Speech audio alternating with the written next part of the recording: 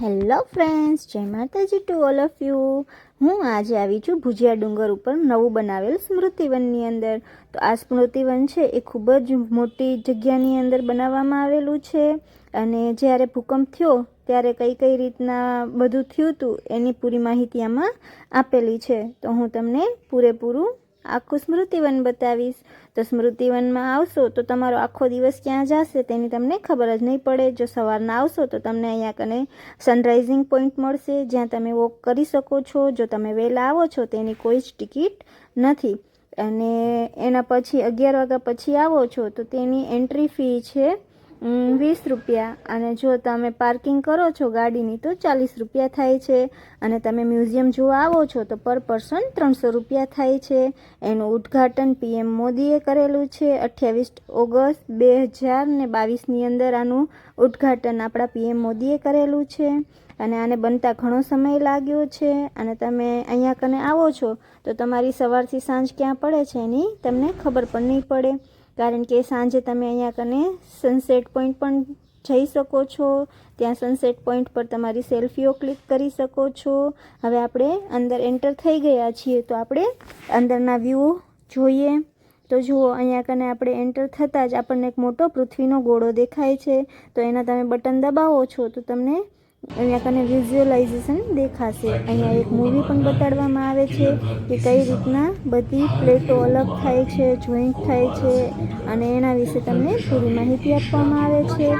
તો આ 2 થી 3 મિનિટની એક મૂવી છે. ત્યાં કને દર્શકો જોઈ રહ્યા છે, સાથે અમે પણ જોયું. અને હું જેટલું પણ જોઉં છું એ મારા દર્શકો માટે વિડીયો બનાવીને લાવું છું. તો મને થયું ચાલો મારા દર્શકોને પણ બતાવી દઉં. તો મારા 500 સબસ્ક્રાઈબર પૂરા થઈ ગયા છે, એના માટે બધાને થેન્ક યુ.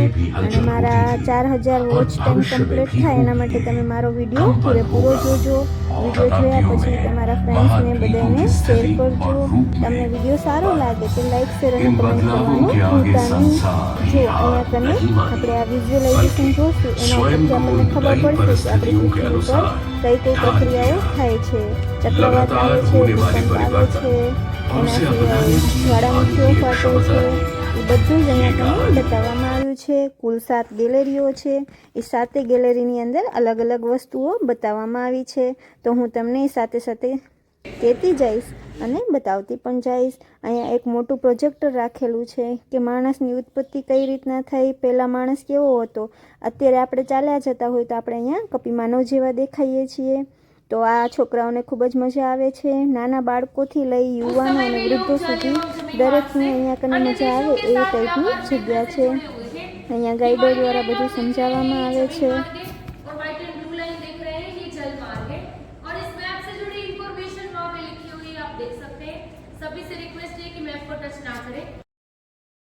તો આપણે ફર્સ્ટ ગેલેરીની અંદર આપણે જોઈ શકીએ છીએ કે કઈ રીતના અહીંયા કને રીબર્થ એટલે કે સંસ્કૃતિઓ દ્વારા કઈ રીતના પુનઃસ્થાપન કરવામાં આવતું હતું. એના પછી સેકન્ડ જે ગેલેરી છે એનામાં રીડિસ્કવર છે, એ પણ આપણે આગળ જોઈશું. અહીંયા કને આપણને કઈ રીતના અવન જવન થતું, કઈ રીતની વસ્તુઓ એ લોકો વાપરતા, એ બધું રાખેલું છે જે આપણે અહીંયા કને જોઈ શકીએ છીએ.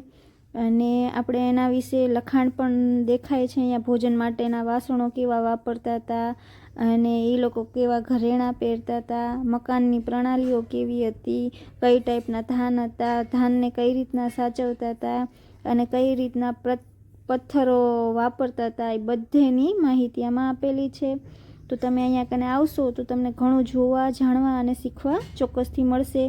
કારણ કે આ જ બધું ભણવામાં આપણને આવતું હોય છે કે ધરતીકંપને કઈ રીતના માપવામાં આવે છે. અને પહેલાંની સંસ્કૃતિને વજનિયા જો અહીંયા તમે જોઈ શકો છો સ્ક્રીન ઉપર. તો એ વજનિયા કઈ ટાઈપના વાપરતા હતા વગેરે પણ અહીંયા અલગ અલગ બધું બતાવ્યું છે. અને અહીંયા કને તમે એ લોકોના ચલણ એટલે કે સિક્કા વગેરે પણ જોઈ શકો છો કે એ ટાઈમની અંદર કઈ ટાઈપના સિક્કા વગેરે ચાલતા હતા. તો એ લોકોની અહીંયા કને આપણે જે હડપ્પન સંસ્કૃતિનો મેં વિડીયો મૂકેલો છે એ અહીંયા કને પણ બતાવવામાં આવેલું છે, જે પહેલી ગેલેરી છે એની અંદર. પછી ગેલેરી નંબર 3ની અંદર મેમોરી સાચવામાં આવી છે. જે લોકો ગુજરી ગયા છે એ લોકોના સ્વજનો દ્વારા એમની આપેલી વસ્તુઓ પણ રાખવામાં આવેલી છે. પછી લેવલ 4 એટલે કે ચોથી ગેલેરી છે, એમાં રીબિલ્ડિંગ્સ એટલે કે ધરતીકંપ આવી ગયા પછી ભુજને જે રીતના ઊભું કરવામાં આવ્યું છે એનું પણ અહીંયા કને બતાવવામાં આવેલું છે. પછી લેવલ 5 એટલે કે 5મી ગેલેરી છે એનામાં રીથિંકિંગ પણ બતાવવામાં આવેલું છે. અહીંયા કને તમને 3D મૂવી બતાવવામાં આવે છે. તમે એમાં ફીલ કરી શકો છો કે કઈ ટાઈપનું એ સમયનું વાતાવરણ હતું, કઈ રીતના એ લોકો જીવતા હતા, કઈ રીતની એ લોકોએ બિલ્ડિંગો બનાવી હતી, પાણીના તળાવો કેવા હતા, કેવા એ લોકોના સંસાધનો હતા. અને આ જે મૂવી છે એ તમને 5 થી 7 મિનિટ જોવા મળતી હોય છે. તો અહીંયા કને તમે આવો છો તો તમારી પાસે ઓછામાં ઓછો 5 થી 6 કલાકનો સમય હોવો જોઈએ. જો તમે અહીંયા કને આવો તો આખો દિવસ પ્લાન કરીને આવજો, કારણ કે અહીંયા કને તમે શોપિંગ કરી શકો છો, નાસ્તો કરી શકો છો, સરસમાં સરસ અહીંયા કને ફૂડ મળે છે. પછી તમારી સવાર અને સાંજ માટે મસ્ત મસ્ત ટ્રેકિંગ પોઈન્ટ છે તો તમે એ પણ જઈ શકો છો. ભુજિયો ડુંગર છે એ ચડો તો તમને ત્યાં કને ભુજંગ દાદાના દર્શન પણ થાય છે. એટલે જો તમારી પાસે આખા દિવસનો સમય હોય તો તમે એવું ચોક્કસથી ગોઠવી શકો છો. હવે આપણને ભૂગોળમાં આવે છે ભૌગોલિકતા, તો આપણે કચ્છની ભૌગોલિકતા વિશે પણ જાણીએ. કચ્છની અંદર શું શું છે એના વિશે જાણવા મળશે, તો આપણે શાંતિથી સાંભળીએ ઓડિયોને પણ. 1600 किलोमीटर लंबी यह तटरेखा भारत की सबसे लंबी तटरेखा है।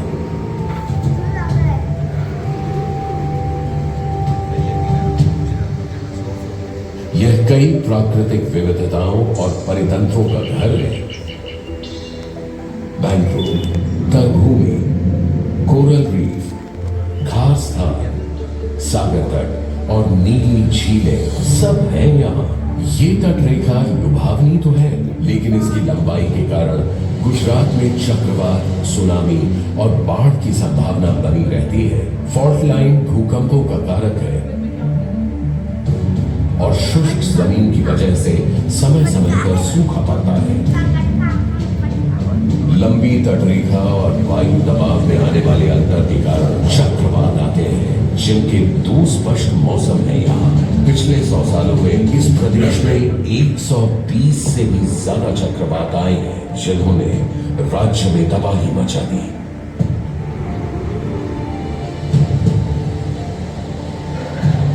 समुद्र की सतह के काफी नीचे कराची पाकिस्तान के दक्षिण पश्चिम में मकरान सबडक्शन जोन है।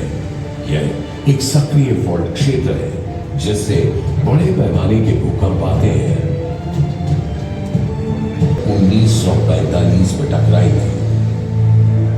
अरब सागर में स्थित तिकोने आकार की खंबात की खाड़ी ऐसा जलाशय है जिसमें साबरमती, माही, नर्मदा और ताप्ती सहित कई नदियों का विलय होता है।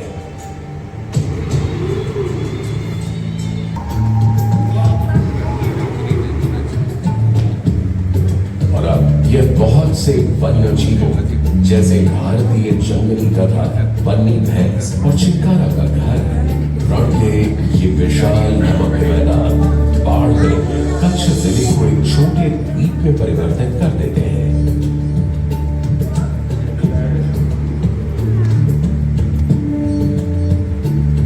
गर्मियों के दौरान कच्छ एक आर्द भूमि से रेतीले नमक के मैदान में परिवर्तित हो जाता है।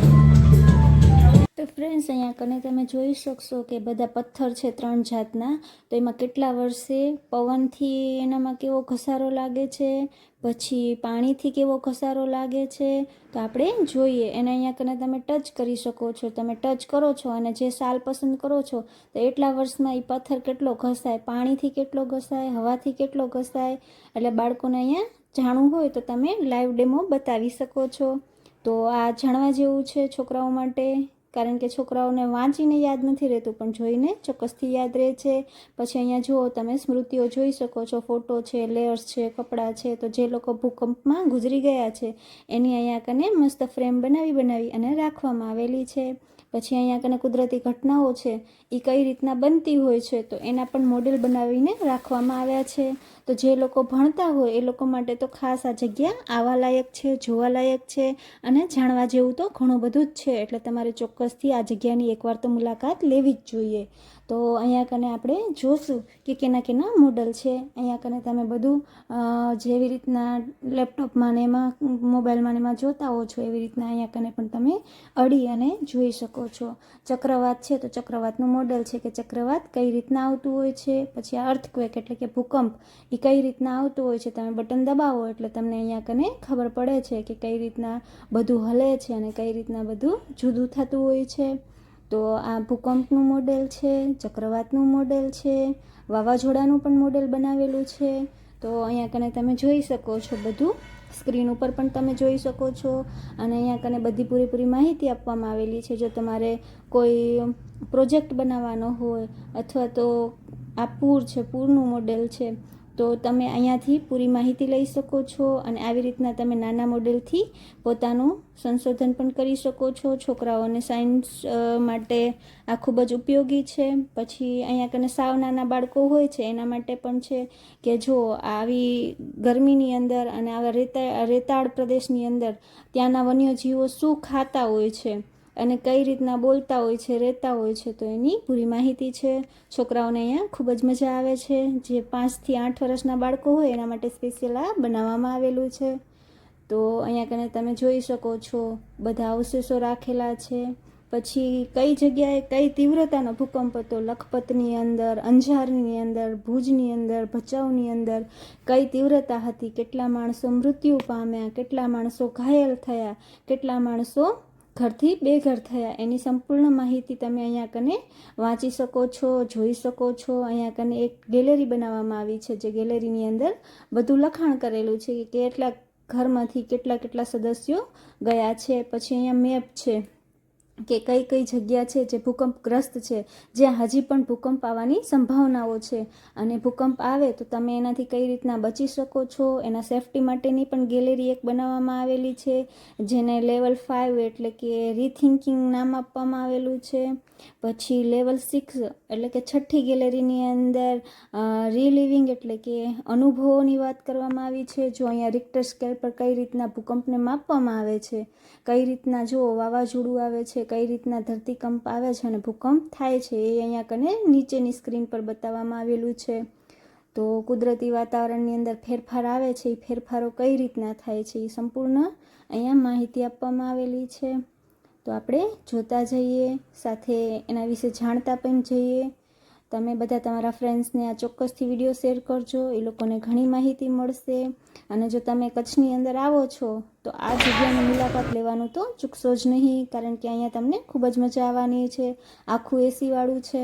અને જો પહેલાં ભૂંગાની અંદર શું કામ રહેતા, બનીની અંદર, કારણ કે એની અંદર જાનહાનિની નુકસાની ઓછી થતી, ઉપર છત નહોતી, ભૂંગા હતા, એટલે જે દિવાલો છે એ સાવ નીચી કરવામાં આવતી, એટલે એમના ઉપર પડે નહીં. પછી પાણીના સ્ટોરેજ માટેનું શું હતું, તો વીરડો એટલે કે તમે ખાડો કરો ને પાણી નીકળે, અને ખાડા કરીને રાખે એટલે પાણી એના અંદર ઉતરે જમીનની અંદર, એના માટે આવા ખાડા કરવામાં આવતા હતા. એ સિવાય છે અહીંયા કને રાણકી વાવનું પણ મોડેલ મૂકવામાં આવેલું છે કે આવી પહેલાં વાવો બનાવવામાં આવતી હતી. તો કચ્છની અંદર હંમેશાથી પાણીની તંગી રહી છે, તો પાણીના સ્ટોરેજ માટે આ હમીસર તળાવ પણ બંધાવવામાં આવ્યું છે. તો આપણે એ પણ અહીંયા કને જોશું. વીરડો છે, પછી વાવ છે, રામકુંડ છે, એ ભુજની અંદર તમે બધું જોઈ શકો છો. મેં રામકુંડનો પણ વિડીયો મૂકેલો છે, તો એ વિડીયોની પણ ચોક્કસથી મુલાકાત લેજો. અને 2001માં જે ભૂકંપ થયેલો છે એના અંદર માણસો કઈ રીતના દબાઈ ગયા હતા, એ લોકોની દિવાલો કઈ રીતના ધરાશયી થઈ હતી, અને એ સમયની અંદર કઈ રીતનું વાતાવરણ હતું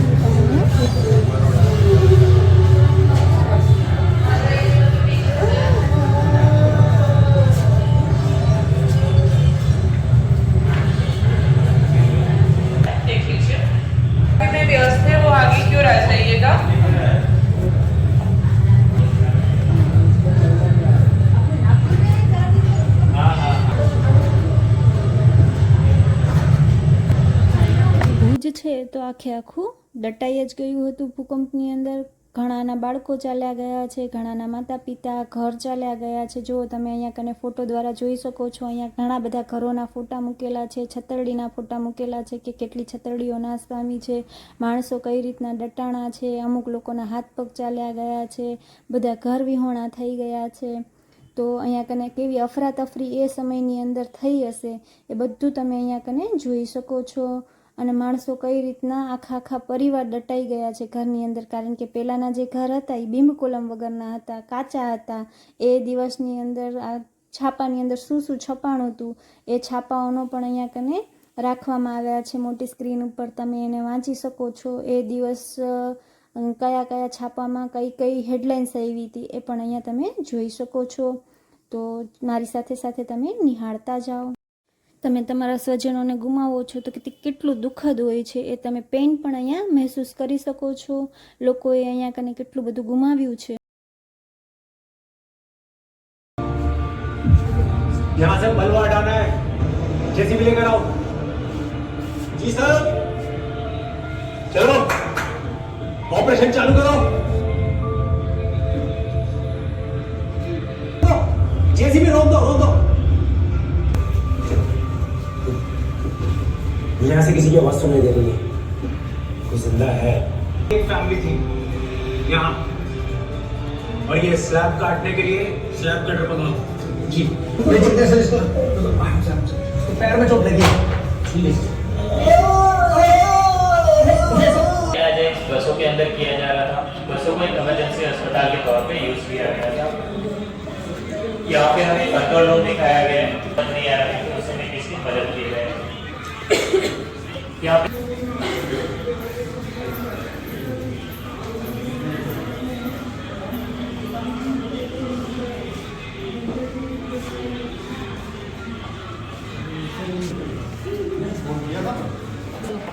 भैया देखने गए भैया।